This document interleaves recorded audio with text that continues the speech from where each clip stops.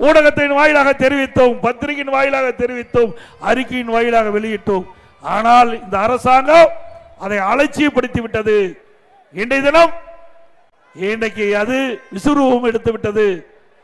இன்றைக்கு இதனால் நாடு சீரழியக்கூடிய நிலைக்கு வந்துவிட்டது.